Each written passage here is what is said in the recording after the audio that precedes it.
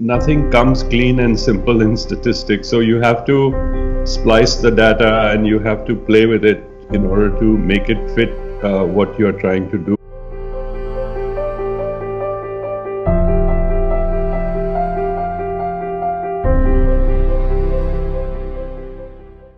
You had recently written an article revolving around the overestimation of GDP numbers as pointed out in Dr. Arvind Subramanian's paper.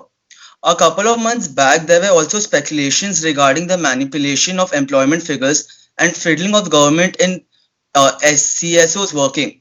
What would be your opinion pertaining to how the current government has been bringing out figures as well as major amendments and policy changes in the economy? So I think ever since the rebasing of the GDP series, there have been questions about the data itself. First of all, if you recall, the GDP growth rate from the old series to the new series jumped up by about 2 percentage points. And then there was another exercise done where they took the series backwards all the way back, and then suddenly the growth rate during the NDA period became higher than the growth rate during the two UPA 10-year periods. So, and particularly what was surprising was the uptick in the growth rate now versus UPA 1, when there was a period of very high growth. Most people regarded that as a period of very high growth.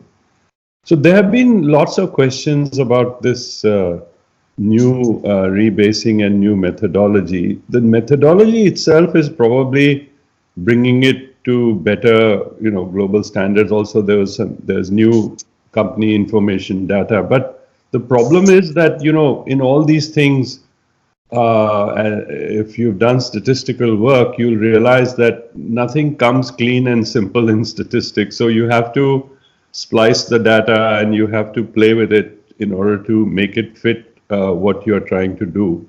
And it is in that fitting and splicing and assumptions that have been made that I think there are some serious questions. Particularly when I looked at it, for me, the issue was less with the nominal and more with the deflators that had been estimated. And that can make a big difference to real GDP growth rates, particularly in the services sector. And then there are these issues with the company data in the manufacturing sector also.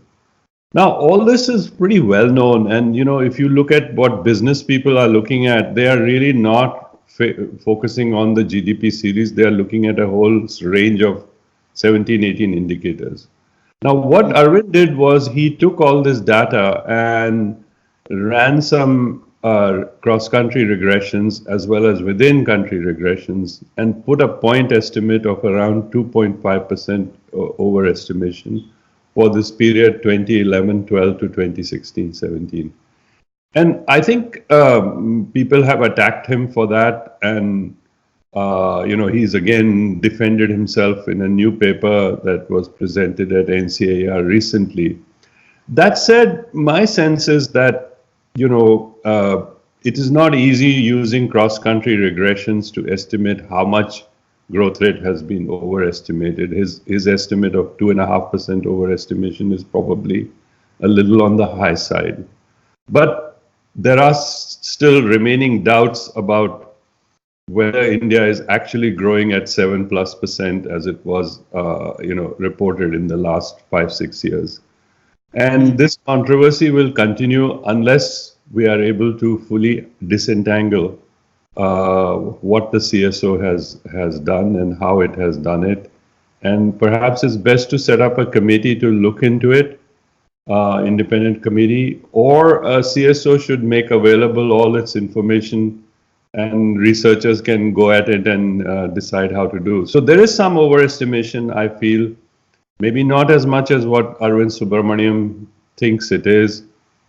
In any case, I think people are moving on, and most business and financial houses in India or even in the rest of the world are really not paying that much attention to the GDP numbers and using a range of other indicators like a Li Ka-shing index for China The Chinese prime minister didn't trust his own data, so he created his own index for Chinese economic activity and became known as the Li Ka-shing index.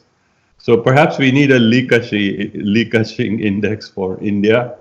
I have proposed such an index to FICCI, the Federation of Indian Chamber of Commerce and Industry, and so we may be in that direction. But there are many, private houses that are already producing such indicators, some leading and coincident indicators for India.